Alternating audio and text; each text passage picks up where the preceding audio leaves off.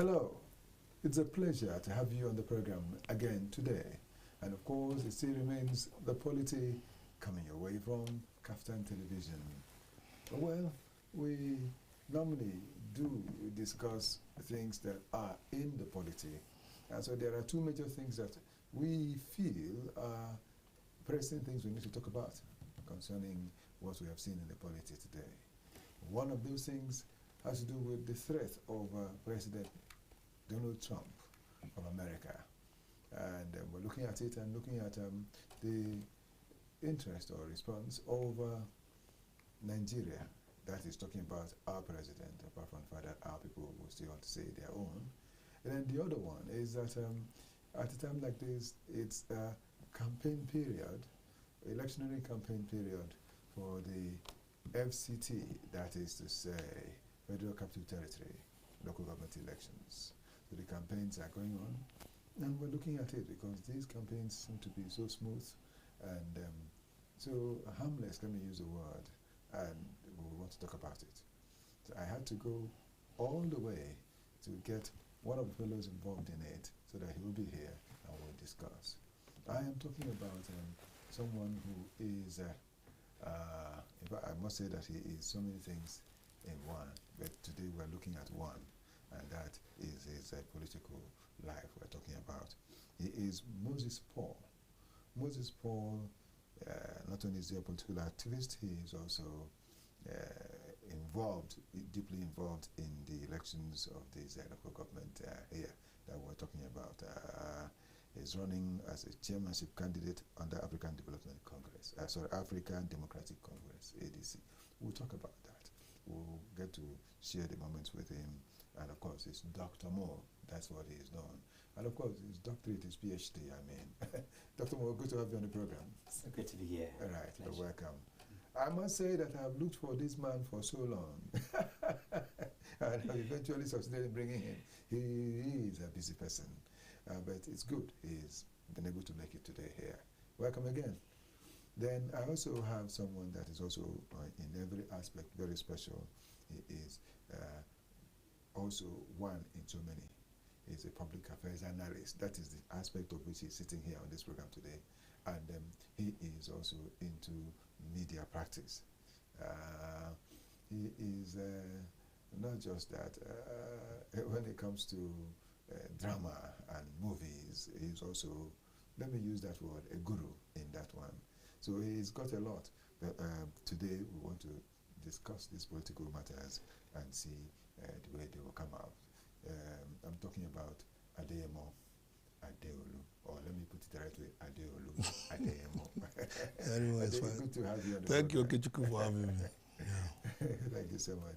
And so we'll share these together, and we're looking at these political matters. Recently, the President of America, President Donald Trump, said something about the fact that it looks like the Christians in Nigeria, especially northern Nigeria, are being eliminated by means that cannot be explained. And they're talking about genocidal or genocidal form of this elimination of Christians in Nigeria.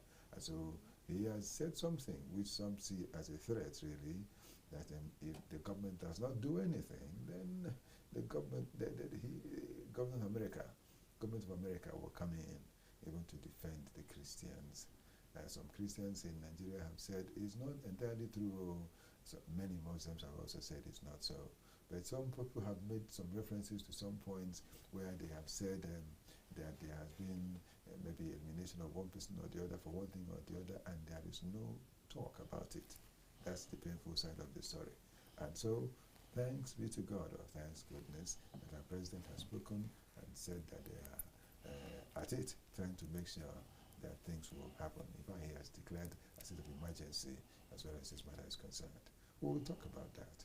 We will, and we want to find out Nigeria's interest. Let me begin with Adeolu. Adeolu. Yes. You have heard that about the threat of President Donald Trump of America. Okay, so just in brief. Brief introduction to it. It's more of, to me, it's more of a big relief, not to me alone, but to the whole Nigeria.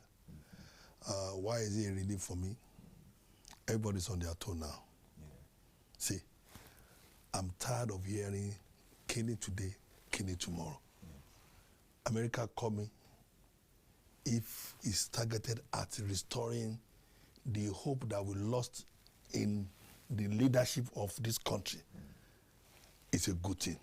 Okay. If America is coming in to come and make us sit well or sit up, because I've been hearing a lot of discussion going on in the corridor, saying militaries are even saying now that we are going to make sure we deal with them. We can do it by ourselves. Yeah. President is declaring his own too. Yeah. Don't worry. See. If not for anything, if this all move, it is answer to our prayer to restore the protection, peace of everybody here. There is a good and welcome idea. Thank you so much. We'll talk more about it because we have all the time to ourselves at the time like this. And Dr. Moore, you know what politics is all about because you're involved. And do you see this statement as a political statement or really a real talk that can make a lot of difference if it's not handled? And what is your take about the threat? Well, Donald Trump's statement, first of all, it's a reminder that our internal integrity is completely compromised. Ideally, no leader of another nation should determine the destiny of our people. Our destiny, who we are as a people, should be determined by the strength of who we are, but because our internal integrity is not holding firm, that statement is a reminder of the fact that we need to rise up, because respect begat respect. When people do not respect themselves, this is the kind of statement you get, and it's deeply saddened, because as a giant, as the most prideful people, as the most resourceful people in the history of black human race, to come down to where we are, where our people, regardless of class, religion, tribe, and creed, to be dying like flies every day. As we're sitting in this studio, there are people held in the bush. And this is why you have these kinds of statements, that are made. So two things are for me regarding this. Ideally, nobody should determine who or the destiny of Nigerians. However, this statement is a reminder that we must rise up, pull our pants up, hold ourselves. Nobody should come and tell us what to do. It's like you come into our house, plate is not washed, everywhere is dirty. The things that are supposed to be in the bedroom are in the parlor, all kinds of things, no door, no window, no father, no mother, all kinds of things are happening. It allows people from outside to insult you, to abuse you, and to even take your children into custody. Captivity, yes. This is what happens. And so it's a reminder that we need to wake up, we need to brace up, we need to be growing up in the 80s, what we should remind ourselves about what our people are. The soldiers that restored peace in Liberia, peace in Congo, and other places. This is where we need to be, but right now we are the receiving end. So it's a very sad one and a very pathetic one for me. Oh, now he said it. It just reminds me of peacekeeping forces that we had almost all over Africa. All over Africa. And one thing about it, Nigerian generals will always be the ones leading. Everywhere. Oh, it's really sad that we can't solve our problem. Right. Even though, see, I am of this opinion that when you don't know it, inquire. It's important. We didn't inquire. We're now taken by surprise to want to solve our problem. It's fine. It's fine. You understand? Now, there is a little bit of hope that is being restored now into all Nigerians that, okay, God has answered our prayers. Because the truth is this, as of today, There are still kidnapping going on. Many people are in the bushes everywhere, suffering. Yesterday, I can't even behold the flogging. They were masked and being flogged by these people, sir. Those are people's children. And they are even children. They are teenagers. They are being flogged and masked. And speaking Hausa, they are helpless. Sir, I am human. Such a thing is evil to continue in this country. You know, as you're speaking, I remember there's a couple of, on several occasions, I've had to help to intervene in people who are kidnapped. Yes, and as you remember, yes, yes. In fact, some pastors here in Abuja that I had to bring between Edo State and Kogi State. I was in the bush with millions of naira for 7 hours. We trekked, we moved. I've interfaced with some of these people. Wonderful. Oh yes, and delivering there are things, there are details that as I was speaking, I'm having goosebumps all over my body. Wow. You know? Yeah, and had to have interface. I mean, they are as tiny as I look, and this is why we keep saying the bandits, the terrorists, this inhuman people whose minds have been warped by whatever thing that is going on. They are within the ages of 18 and 35. They are the energy of the nation. Yeah. I've met them countless times, you know, and delivered ransom to them and brought these people out. It took 8 hours of wandering in the bush. You know, to look at them. When you see, these are... Putting your own life at risk. Yes. Oh no, I've been beaten with gum boots and all of that. I don't want to get dramatic about it because it brings a lot of things, bad memories, you know. So I know exactly. I mean, I was there when one of them was shot, you know, when he tries to run away and all of that. So, I was one of those young people who helped in the reformation of Rwanda just shortly after the genocide. I went to Rwanda. We went with message of hope, message of restoration, just to help fix those who were broken, those who were left, you know, half dead and all of that. So to think that 10, 15 years down the line, we'll be in this kind of situation. I would never have imagined that we could get to that point, because we were the ones that took the message of hope to broken nations, to people who could not hold their head up. A few weeks ago, I was back in Rwanda, in Kigali. Kigali is finer than anywhere in Europe. I was so small, no. Oh no, I was there. And I can tell you, you know, it's cleaner than anywhere in Europe. I've traveled across the world, and I can tell you that. I sat with President Paul Kagame. His children attend public schools. It's almost unbelievable. When I sat down with him, I had goosebumps all over me. These people are not even as intelligent as average Nigerians. No. So it has to do with respect and dignity for our people. Which we don't have. And if we don't have it, if you don't have respect for yourself, people will come out from outside. There's nowhere you can give it. So Donald Trump's statement is a reminder that we haven't respected ourselves, that we haven't done the needful, that we haven't cleaned up our house. And this is why, for me, we must rise up. I mean, we have, when you talk about, you know, when you talk about the quality of human beings, Nigerians are the highest, most educated immigrants in the United States. I can defend that anywhere. Like Mommy Okonjo-Iweala. Look at Femi additional, the one in African Development Bank. Yes. Look at Amin Najee in the UN. In the UN. If you go to NASA, our children, our boys are ratifying calculations. I have a guy from Castina. He's one of the best interior designer in the world for Chevrolet in America. And the list goes on. It doesn't stop. They say it's their brain that if that guy should die, Chevrolet is in trouble. Hey. And you know, maybe as the discussion progresses, because one of the things I say is that until we deal with one thing, you look at Nigeria, whether you talk about banking, our banks are all over West Africa, from Ghana to Sierra Leone. I've traveled across all these places.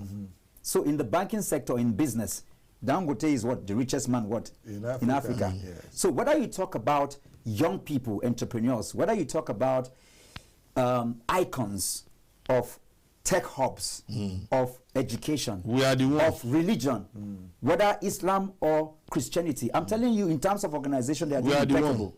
Do you know where we have failed? Political leadership. That is one point. Until critical stakeholders wake up, rise up, and take the hems of affairs from councillors to local government to House of Reps to senators to governors to presidents. In Nigeria, I can tell you, I can mention 3 governors that are not worthy of being megad. See? I was told, in fact, some of them, they were part of the insecurity of this country, and they are governors. Some as ministers, part of this issue that we are going through. And I'm sure so all these people, they are home laughing and resting and happy that people are being maimed and destroyed and killed every day. And their bank accounts grow. Who in his right senses will carry such a person to become a minister when you are purportedly one of the sponsors? See, I've been waiting since. There's somebody I'm waiting to hear his voice. He's not been saying anything. I am waiting. No, that guy is not saying anything. No. He refused to talk since last week. He was a governor in this country that is in support of who will make this country ungovernable. Yes. He worked with the late president, and the both of them brought this mercenary to come and make this country ungovernable and put guns in the hand of these guys, and afterwards left these guys to do whatever they want to do. And that guy is yet to say anything now. United States of America, look out for him. Well, it's good that we are bringing out these things the way they are, honestly. Looking at, so from what we have just said, it's the president's, American president's threat is a wake-up call for Nigeria. Sincerely. Okay. And just as I said, our president now declared a state of emergency on this. For police, would not even military, just police. Okay. He said the situation, the livelihood of police, sir, it's good that he's declaring that. But is that what we need now? We need much more. Because that one now, they will still use it now to siphon all the money. They are declaring state of emergency to give police beautiful ammunition, wonderful, conducive infrastructure. Yes. Now, that is another road to embezzling by some group of people. So, see, like he said, our problem is leadership. And at a time in my life, I even said I would not even be doing Matters Arising again because I'm even tired. Because I was losing hope of, so when are we going to ever get it right? Because what you will discuss today is still the same thing you discuss tomorrow. As you are discussing it, things are still happening. And people are sitting down there at the villa doing nothing about how to make this country better. Rather than doing things that will make this country better, you are even frustrating the effort of Nigerians, imposing different tax, borrowing more money. What are you doing with the ones that you are generating internally? Yes, IGR. You understand? So we have a problem with our leaders. Yesterday they said purportedly, allegedly, the wife of former president, the late president, what was discovered in her possession. Donald Trump said this must be madness. Yes. Of the highest level. Huge amount. Huge assets. $900 million in one person. And gold bread. They said they saw bread. Gold in bread everywhere. Okay, as I'm talking to you now, how are you feeling? Honestly, it's sad. I can't. I don't even know that we are this wicked to ourselves. Should we just rework our constitution and put death penalty to corrupt leaders? In fact, there is need for maybe we need to do something drastic that will now make our people think. It's sad. Yes, and see the impoverishment everywhere in Nigeria. You know that in America, people who are political leaders, they don't get much as far as payment is concerned, because they see it as the senators. They see it as service to the nation. And they are just paid something just for the sake of, let's be that they've got something. And most of them, they have their work. They just come in, do whatever they need to do at the sitting. At the end of the day, they go and face their jobs. But Nigerian politics, we have seen that it has got to the level that most of the time, all they want is to have political office because they want to embezzle fund. Because the top person is one that allowed it. But we'll still talk about it, and yes, the person at the end, I don't know whether if in Nigeria, is the one at the end of affairs. Yes, sir, I'm not interested in who is embezzling money under him. Yes. If they are embezzling, it means he's also embezzling money. Because he needs to check the people working with him. A friend of mine was appointed, and I told him, I said, guy, it's your time. Let's do it well. When he was up, I said, once you see, let me tell you one thing I don't joke with is honor. Once you see that they want to begin to put you into trouble of mismanaging the fund, just resign and get out. Run for your life. That was what he did. The time came, he just said, Baba, I need to resign from here. This is dirty, too much. And he resigned. When he resigned, everybody was shouting, bah, bah, bah, bah, bah. I said, guy, you have done well. I'm proud of you. And when he came out, the kind of things he was telling me, he told me. I said, hi! He said, it is real.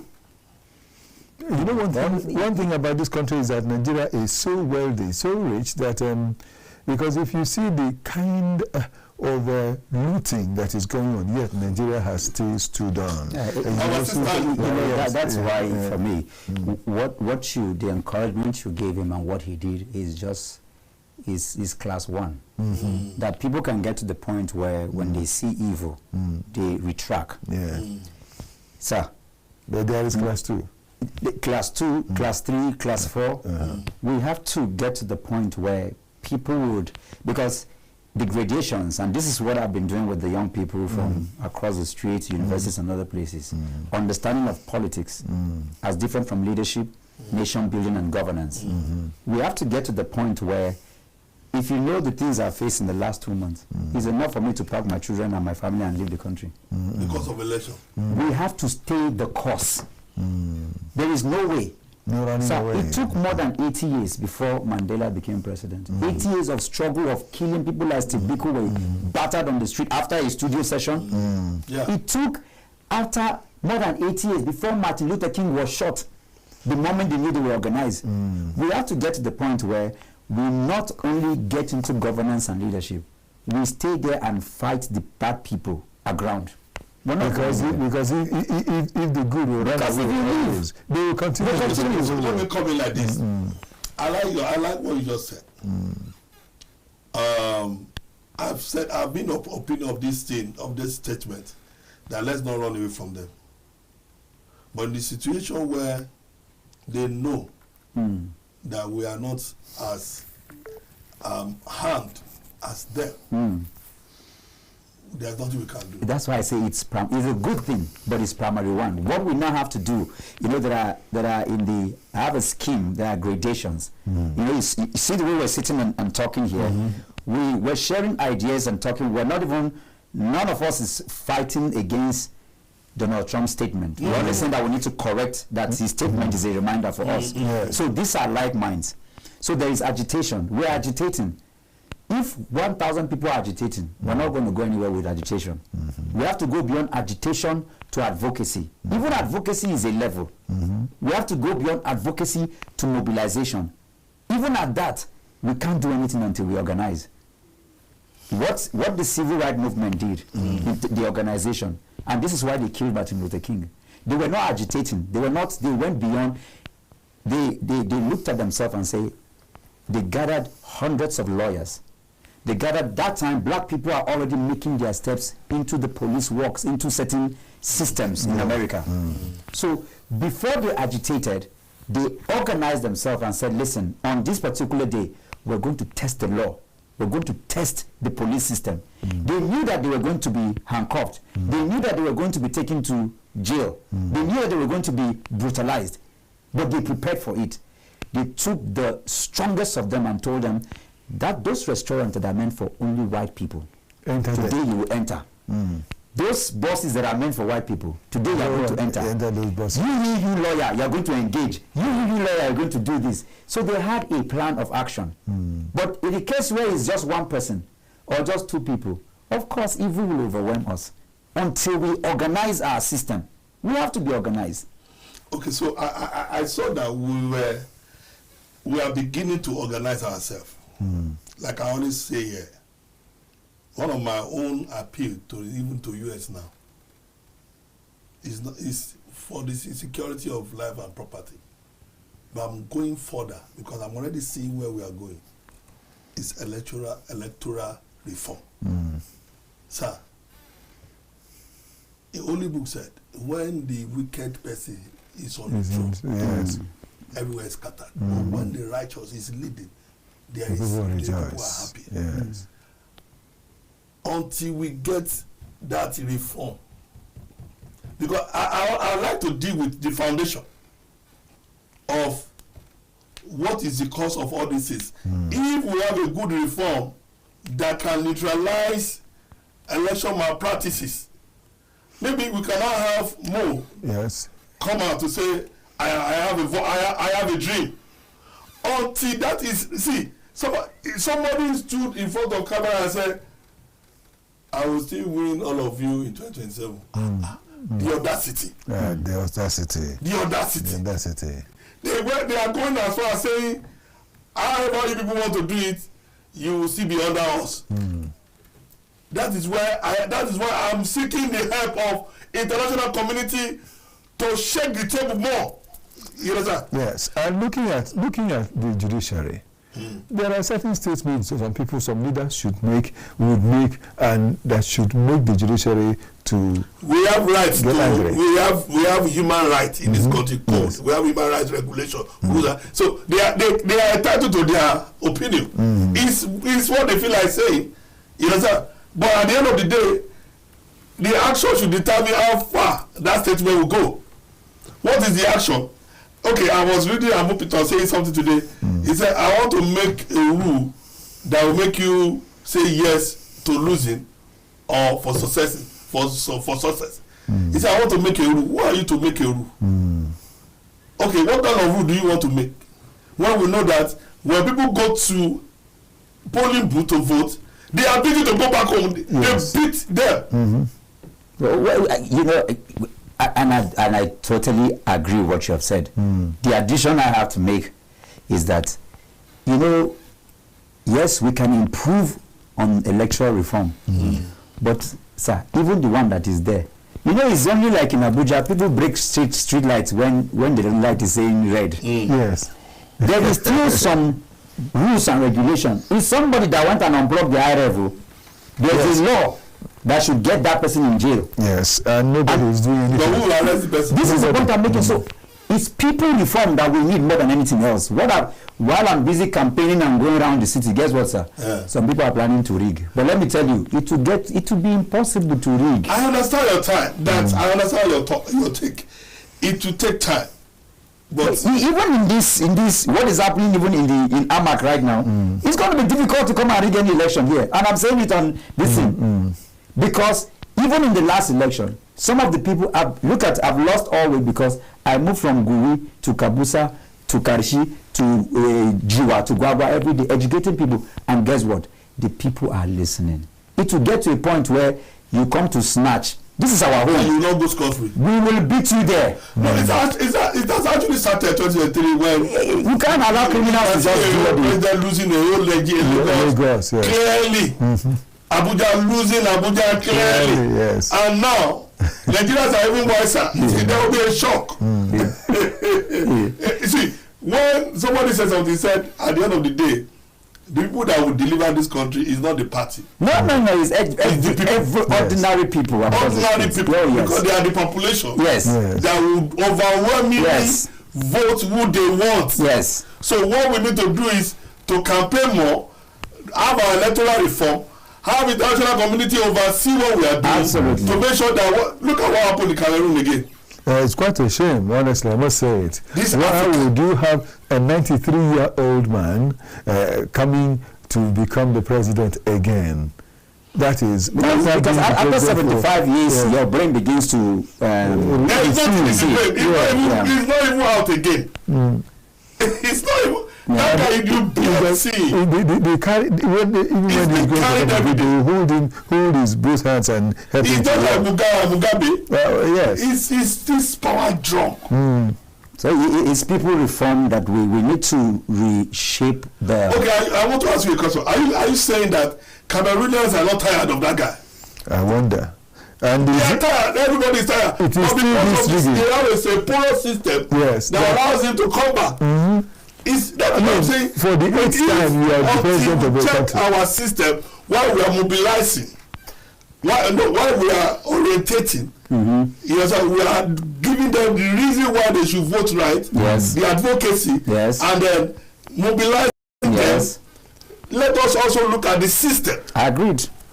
That will make their votes count. And what the people scored or put in the voting in Lagos was more than what was declared. Absolutely. Which at the end of the day come back came to disturb the calculation. So that system is my own. So the people can beat the system, because if you have, most of the time it's just lack of organization. If you're in a polling booth, like in my polling booth, I know all the people in my polling booth, about 100 of us showed up. If 3 guys with stick come, they know what will be their end. Back. You understand? Because this is our home. We're not going anywhere. We're not going to allow touts and thugs and criminals. Like, I'm telling you, while we're campaigning, some people are waiting that they would buy votes. They would ensure that INEC brings material late to places where we have people and all of that. I'm just looking at INEC.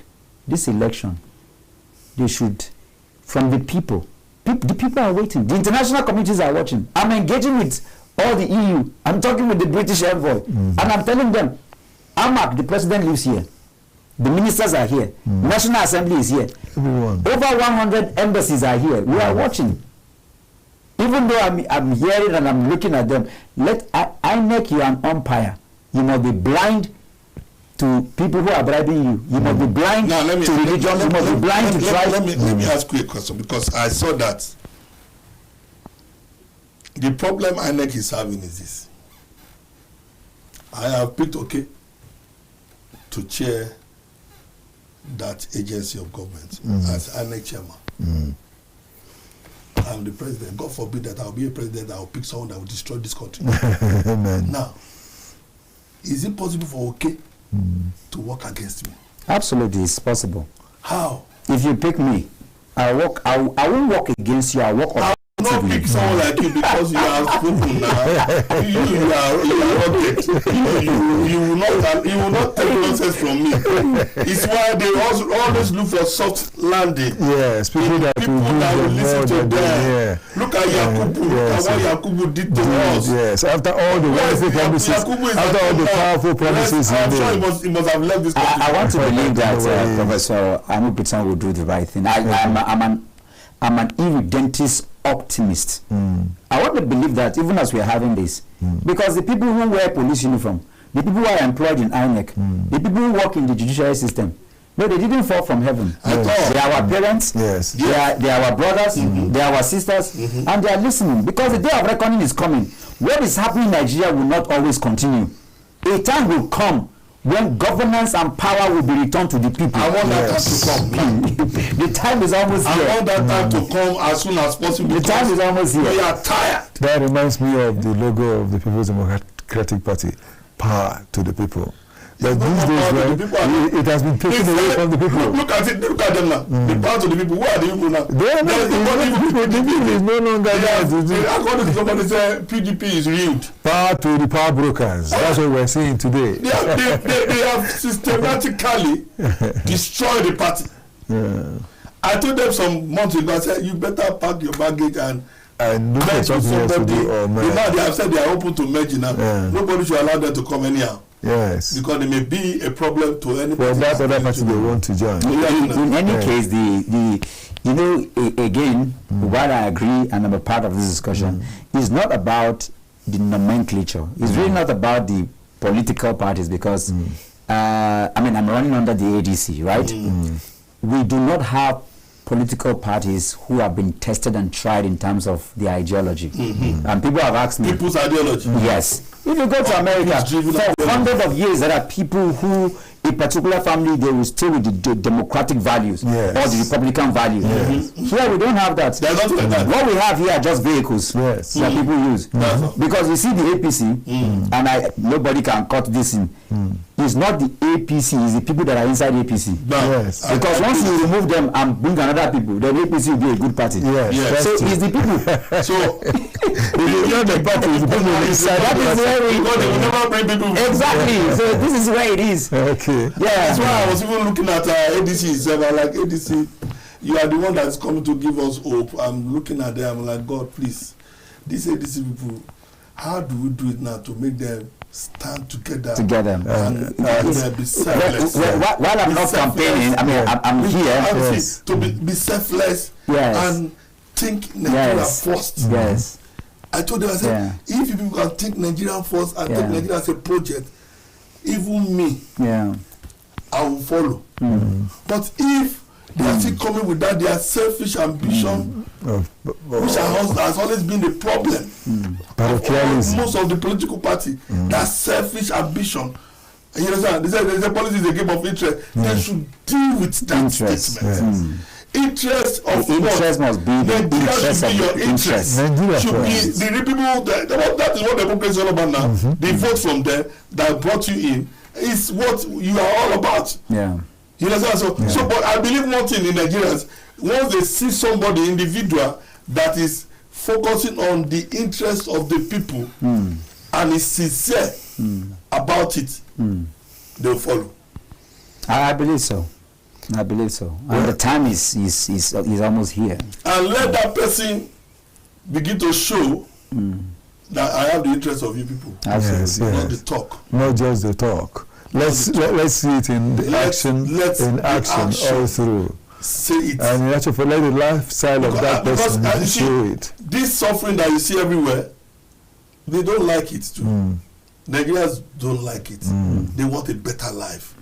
But you see, when it is a carrot and stick approach that the government is doing with the people. And that's why they are weaponizing money when you in politics. They come for it. Like it's happening now. For example, votes. You know, in AMAC, our children were out of school for months. Because over 4 billion disappeared. But now, the same people, the same person. And the person bought a Rolls Royce.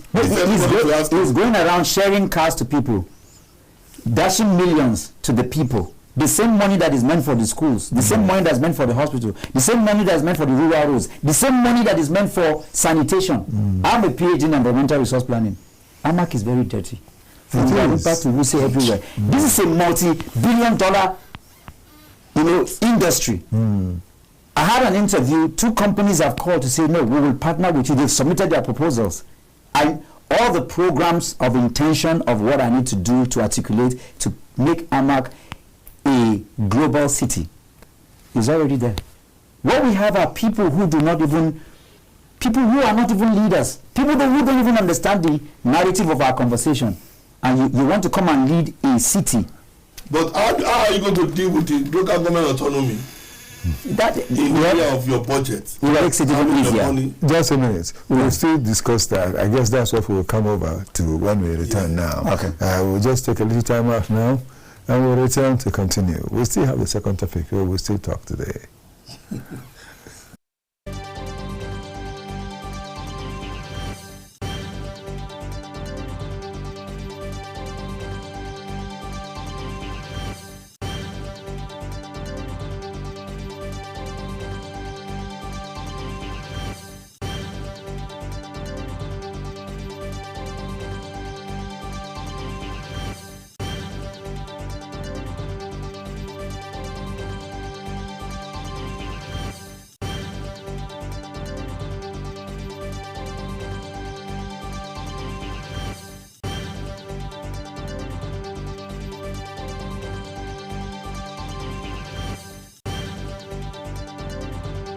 When we say on KAFTAN TV, imagine a beautiful world, we're not just bragging. We know our onions in the world of broadcasting. One of our outlets to express ourselves to the world is our flagship program, Matters Arising. Join veteran broadcaster Ruben Ukala and our crack team live. And they give us a high price, and we just say, Nigeria, we ready? As I said earlier, the lyrics is up, talking about the old new national. On Kaftan TV, StarTimes channel 480 and 124, as well as NIGCOMSAT frequency 12518, symbol rate 29500. Monday to Friday at 8 p.m. live. You can join the conversation by calling this phone number 0802 993 8365. It's dramatic and insightful. Don't miss it. Please join us.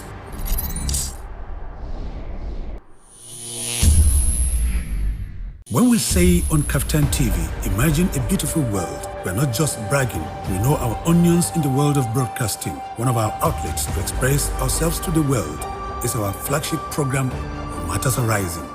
Join veteran broadcaster Ruben Ukala and our crack team live. And they give us a high price, and we just say, Nigeria, we ready? As I said earlier, the lyrics is up, talking about the old new national. On Kaftan TV, StarTimes channel 480 and 124, as well as NIGCOMSAT frequency 12518, symbol rate 29500. Monday to Friday at 8 p.m. live. You can join the conversation by calling this phone number 0802 993 8365. It's dramatic and insightful. Don't miss it. Please join us.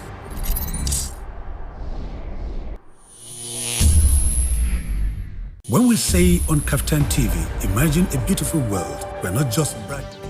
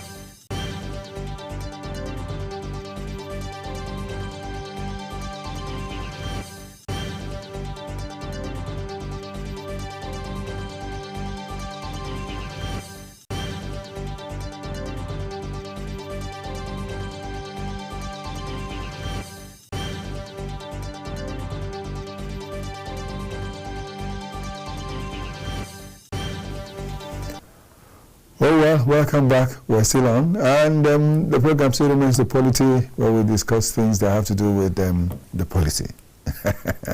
I still have my guests with me on the program today. I still have Adeolu, Adeyemo, a political activist, a political, human interest, a human affairs analyst, political affairs analyst, a media head, and a lot more. Then I also have Moses Paul, who is a political activist and a politician, who happens to be also the candidate for ADC in the local government elections that will soon happen in February. The campaigns are already on. And one thing that surprised me is that I've seen around that there are elections going on, there are rather campaigns going on, but they are so smooth. In fact, there is a topic that has to that effect. And we say they are so smooth and healthy. People are campaigning, not this kind of campaign of calumny we have seen in the past. It's an entirely different thing, a new story. And so I had to bring him because he's part of it. Let him tell us how they succeeded in getting these campaigns so smooth and healthy. Dr. Mo. Yes, sir. Good to have you here again. I'm here. Tell us a bit about this. What magic, what miracle have you performed? Well, when you decide to make anything, when you share clarity on anything, it helps to remove confusion. For me, for one, I decided that these campaigns are going to be issue-based, not based on personalities or people, in context, So once, and it's a journey for me, coming from somebody who has always fought for justice, stood with the youth, fought for mothers who do not have health care, standing in for fathers who have not been given their pension and protesting and all of that. It is about issue. It's about returning governance to the people. So I'm not focused on individuals. I'm not even focused on political parties. For me, it's not. It's about governance. So I'm staying with the issues. I'm speaking about issues. And when you're dealing with issues, one thing that happens is that your personality is removed from it. So AMAC today, we're looking at water for the people. We're talking about sanitation. We're talking about healthcare. We're talking about revenues, because right now people can barely do business here. Multiple taxations, the dirtiness of our streets, the lack of water, the empowerment. So once you make the campaign about issues, it removes those personalities. And like I said, it's about rediscovery. As I walk through the markets, walk through the stores, walk through the dilapidated primary health care centers, I'm not dealing with human beings. I'm looking at what our people are going through. Issue-based campaign. The pains that the people are going through. Addressing the young people who are given to addiction and drugs and do not have directions for their lives, and try to reshape them, talk to them, and this is what has kept the campaign, clean, because once you attack the individuals, then it becomes an issue. Like when I talk about the fact that children have been out of school for months, I'm not addressing any individual. I'm saying that where is the 4 billion plus?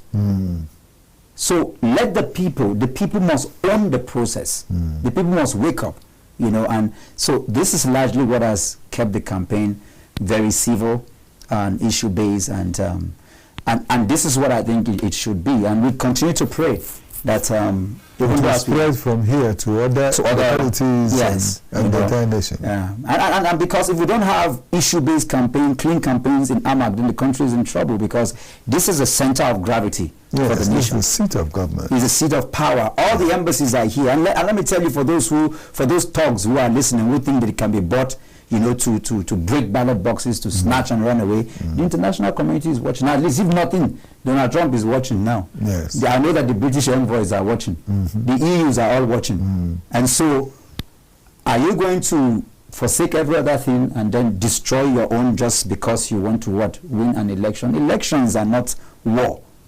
Elections are about services. It's about dignity of our people. And I've spoken concerning how elections should, be treated and how they should be prosecuted you know, and how they should be engaged with. And now I'm having an opportunity to ensure that I go through the process with this. And this is largely why you can see, because whatever I do, I remain focused with the issues. Okay.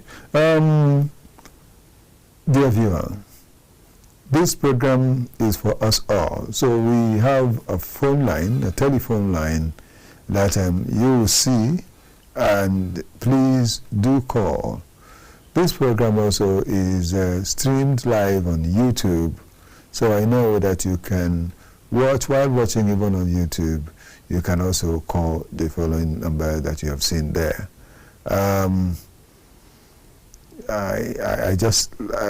It's important to stress that we would be glad to hear from you, that you call us and will help us to reach out to you in that beautiful way. You can call to ask Mo any question. You can call to ask us, any of us or all of us, any question, so that we can discuss more and bring out all that is involved. We have a number that is, I think it's 0802, and a whole lot more. Please, you can see it, because incidentally the one I had here I can't find anymore, but then you are seeing it, and so please do make use of it and call. It's important that you share with us. Let's know what you feel about the Trump's threat and the FCT local government elections that are smooth and healthy. And one of the fellows involved in the campaigns is there with us, talking about Dr. Mo. Yes, let's talk more. You have really set a precedence, I must say, because the way we have watched and seen, everything is so smooth. Nobody is running for their life. Nobody is struggling. Nobody is fighting. That even when you're doing your thing, another group is doing their own, you just meet, greet, and they'll continue doing it. And I said, wow, are we still in Nigeria? Because I've always known that this country, whenever it's election time, oh, there is war. There is war. You know, and I was wondering how you have done this, but you've tried to explain some of it. You still talk more anyway. Adolu, did you see what I saw? Well, my major concern with this election is, even though Mo is already moving the right path, what's the right path? Issue-based campaign. It's good to get to that time where you put issue on the table and the contestants have to come out and discuss it. So if you don't have anything to offer, don't bother coming. Like I always say, why are you the governor when you don't have any plan? Why are you governor when you don't know what you're about to do? When you don't have any idea of what you want to govern? You get what I'm saying? So the issue base is good. Now, which is okay that we are not going to be seeing any issue of insecurity, people fighting each other towards the campaign, or people going to disrupt the campaign, another person's campaign. We don't want that in Abuja, especially at the AMAC. Everywhere has to be secure. Now, the government itself is the one I'm looking at. How genuine is the government in this issue to make sure that the election is successful and there is no bloodshed anywhere in Abuja. Then thirdly, the another concern I have is the concern of the autonomy of the local government. Especially financial autonomy. Because I'm looking at them like this. Well, the way they are being treated now. When you have him, it's APC. You have APC at the MFAF. How are you going to what? Because I'm looking at the autonomy. None of the states is even honoring it. We need help. Come to our help. It's time, man. You know what? Even if Mo emerged as the winner today, how is he going to run? With which money? It's got great plans. It's got great plans. The truth is how is he going to run?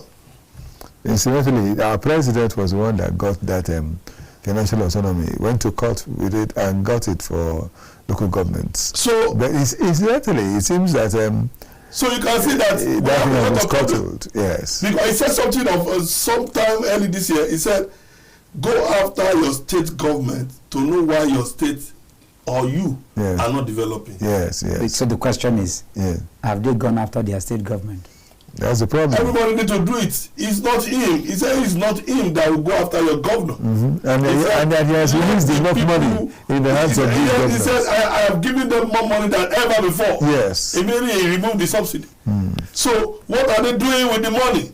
Mr. Infrastructure in Abuja will tell you is building roads up and down. Is that all about development? Is that the people's ideology? Is that what the people want? Because they'll be asking themselves, I have done my best for Abuja. Is that all? And that's your best. Is it what? One of the gathering, he said, if you put money in the hand of local, how are we sure they will do it? Give it to them. Let them do it. Mr. Legal Man, that is a minister in charge of FCT. Why not just do it? Why can't all the other governors do it? But again, if you see, except I'm wrong, on 2 occasions, I've seen the minister actually publicly, because this is in the public you know, reprimand the AMAC chairman of not carrying out his duties, and you know, and that for me is a big gap for the minister to say that and do that, and asking him that you're not doing your responsibility. I mean, for me, that speaks volume, and that's why I would like that kind of statement to be backed by action of fund released to that person. No, again, I think this is where I would. If you are giving me, because the report I got is a report of salaries, the recurrent expenditures. Is there about the capital expenditures? See, in local government there are interfaces, and this is where I can tell anybody. This is what makes. I mean, in this regard, I can campaign, and I can tell you, it's going to be different with my regime. Governance will be returned back to the people. You can't. Not even the president can stop what the Constitution says. I will protest with the people. I'm telling the people what I'm going to do in governance will be totally different. Come on, it has to be the joke of the century. The local government chairman, as AMAC chairman, and I'm saying it, not even the president can stop my job. Not the minister. I even said it, that Wiki is going to like me. Except it's not Mr. Project. I am all about project. Clean water for the people. It's good project. Sanitation for the people. Good projects. I mean, I have a PhD. In primary school here in Abuja, I was the head boy. Secondary school head boy. I was an impeccable student. Imagine that during when I was in school, that schools were shut down. No, not a single person will be out of school because of lack of, you know, funds. We will put things in place. I understand what needs to be done in education. I know what needs to be done in health. And I can tell you, there will be too much money for me to do what I need to do. I can assure anybody that I'm saying this on live and on national TV. It has to do with the people in power. And this is why I'm saying that enough of excuses. The local government chairman is an executive position. Don't let anybody deceive you about that. Yes, it's an executive position. The minister cannot keep my funds. The president cannot keep my funds. It's impossible. There are constitutionalities. And let me say this very clearly. Primary schools are within the purview of the local government chairman. Yes. Providing teaching aids, learning aids, teachers are within the local government chairman. It has nothing to do with the minister. And even their salary. Primary health care is under the purview, constitutionality of the local government chairman. Sir, waste management, sanitation, tenement rate. There is too much money in AMAC for the local government chairman. This has nothing to do with the minister. We need to even give the minister a break where this is concerned, because, you know, let's not turn the minister to the devil. You know, the devil is responsible for everything. For him to come out on public TV to say, my guy, you are not doing your job. He even said it. He said, when I was local government chairman in the Obiakbo or something many years ago, he said he was buying cars for the police. Because the chairman said he cannot do that. So where is all the money going to? From our markets to all the waste management, to all the tenement rate, where is the money?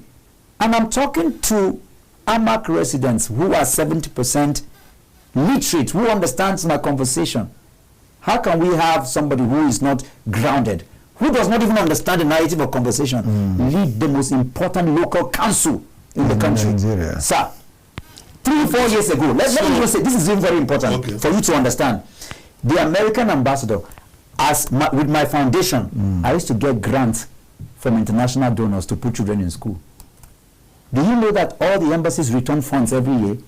These are funds that can be taken advantage of by the local government chairman. If as an individual I can go to Atlanta and other places and bring millions of medical and education equipment in dollars, not in naira, and distribute, I am revamping primary healthcare centers in Tunga Maji, in Tunga Nasara, and places here in Abuja. What do you think what do you think I will do as a local government chairman? The portals, the partnership to getting money to do the project and the programs are even too much. I'm not even talking about the subvention of government. We are living in the age of AI, in the age of knowledge and technology. All the embassies, for most of them, they return back money because when you call these people, they don't even know how to collect the money. If I tell somebody now that I'm bringing containers of medical equipment from the States, what minimum $500,000 US, which I can bring 50 to 100 within 6 months and 1 year. Even if I tell you, sir, you cannot collect it because you don't know how it's done. It's the same thing.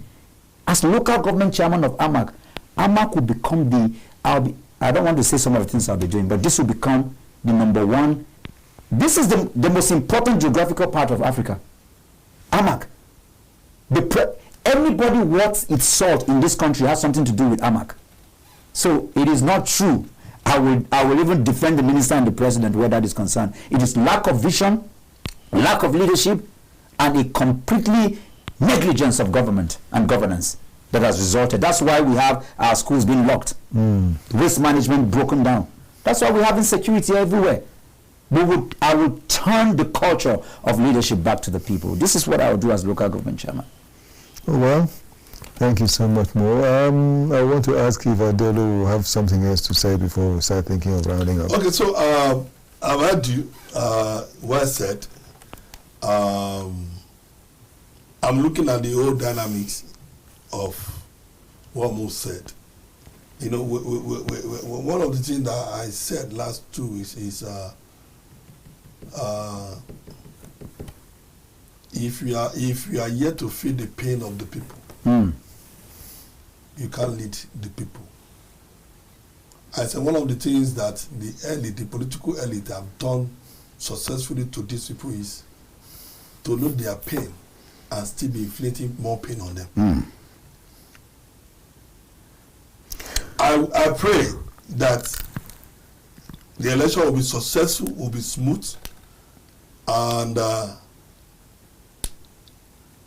what you plan to do will be centered around the people.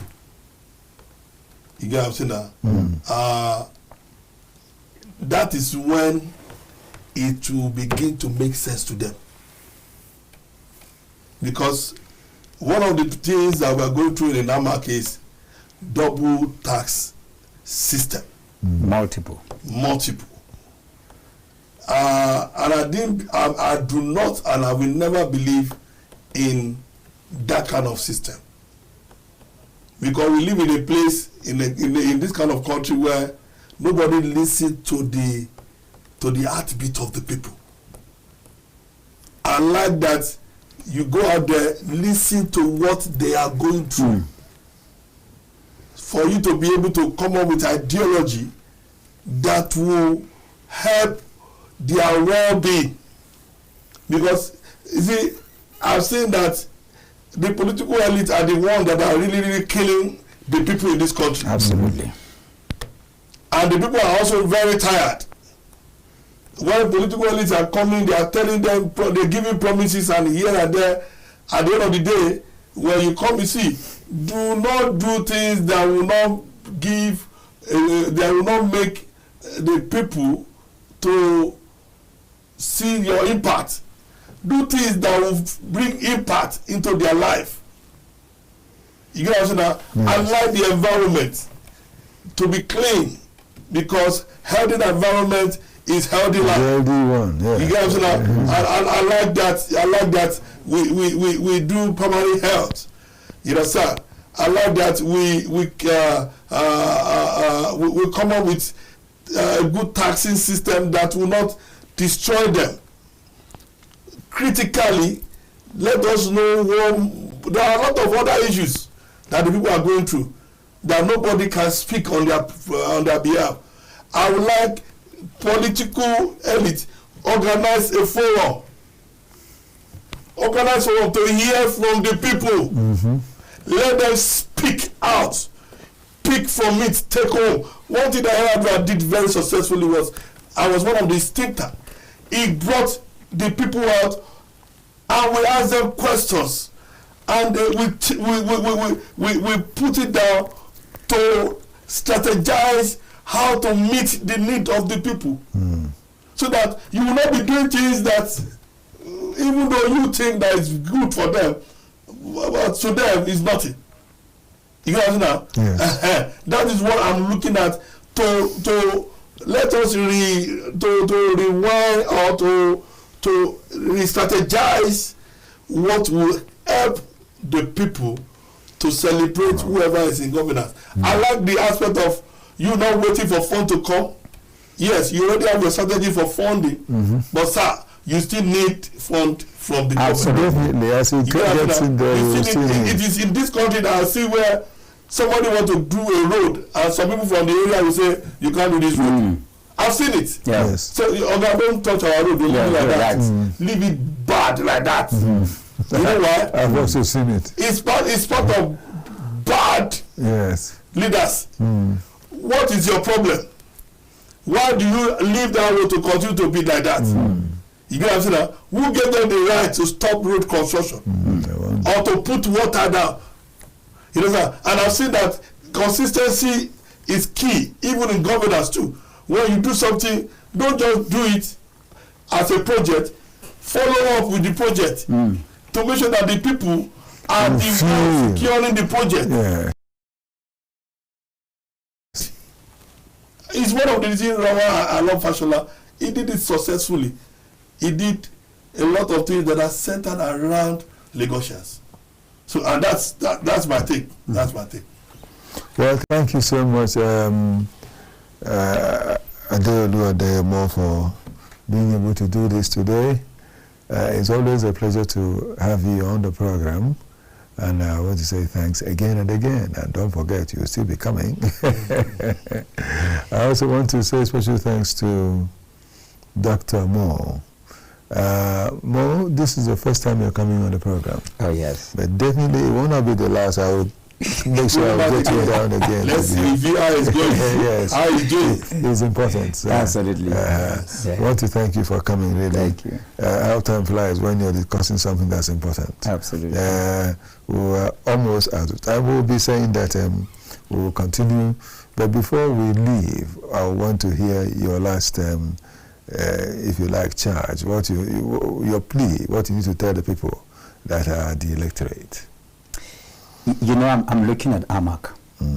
This is the most important local council in the country, where the president, all the embassies, all the elites, the ministers, the National Assembly, business tycoons and important people. Yes, we also will have people who live in the rural areas. So AMAC is a bridge. And I'm using this platform to talk to especially those who understand my English and narrative of conversation. Oh yes, I speak Hausa. I've been in the grassroots level. I speak pidgin English to the people. But I want to say to the elites who own big businesses, politicians, doctors, lawyers, and people who live in AMAC, who live in the estate, if we do not come out and vote, we will not engage and have the kind of leadership we're looking for.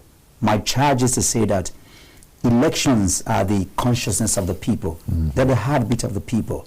That nation building and leadership and governance begins when we elect people who can take us from where we are to where we need to be. As I walk through the markets, as I go through the street, as I go through the villages, I go through dilapidated schools, I see mothers, I feel the pain the tears. I see children who are abandoned right here. I look through the IDP camps that are all here.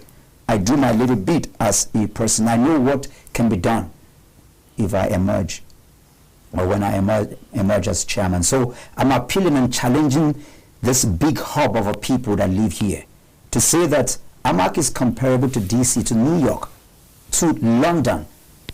It can become the hub for us as a people. It can become the most emerging black city for the black human race on the face of the earth. We can make this. We live at a time and an age where we can make this happen. And I'm saying that come the 21st of February, we can do this. Let's come out. The local government elections are actually more important than the presidential election. The reason is simple. Our security is local. Education is local. Health is local. Sanitation is local. It's about the water we drink. It's about how we live. The energy of the city, the essence of how we interact is all controlled by the chairman. It's led by the leadership that we give. This is what I'm asking for, and this is my charge to the people. And lastly, to say, for those in the rural areas, for the children who have been abandoned, to our young people who are out there, do not fall into thuggery. Do not collect the monies that they're going to give you. The reason why there are bad rural roads, the reason why our children are abandoned out of school is because all the money, the funds that are available for that have gone into private pockets. And I'm saying do not fall a victim, to this narrative. Do not be part of those who will destroy the only place you have to live, to grow. This is the only legacy we can leave for our children. I'm asking us this time to come out and be a part of the process so that we can have the AMAC of our dream, where people can prosper, where we do not have markets that are trapped in multiple litigations, where we do not have, multiple taxations and people can barely do business, where we have children out of school, where we have hooligans and touts running our AMAC for us. We can have a healthy AMAC. We can have a place that we can call home. This is what I'm asking, and this is my charge, and this is what I'm bringing to the table. Thank you so much. A lot is in it, and we hope that at the end of the day it will all come out well. Mo is also a spiritual leader. Mo is a youth leader. Mo is a lot more. He is a pastor, and he is also a youth leader. For many years, I've known that, and a mobilizer as far as life is concerned. Then he is a creative author. He is an author and a creative worker. He has got books in his name, the book he's written, and he has authored, and a lot more. He is an intellectual as far as life is concerned. I want to say thank you for coming, for making out time to come. It's not been easy. We wish you the best and pray that we'll continue. Thank you. We'll bring you back again to talk. Thank you, sir. Thank you. That's it. Well, dear viewer, that is where we'll pack up what we have with you today. Eukaria Onyeneke has been there with me, making sure that the work will go well. Not forgetting Divine Dabrilaya, not forgetting Ephraim Umuna, and a lot of others with whom we have worked today. I may not be able to mention all the names, but we'll see working, remembering Gani, remembering Victor Chizea, and remembering Felix Akinjagula. Everyone, of course, thanking Ruben Okala, that's also the producer of this program, and for all that has happened. Oh, Kechukwana Wagoheya, what have I got to say? May the best happen to us all.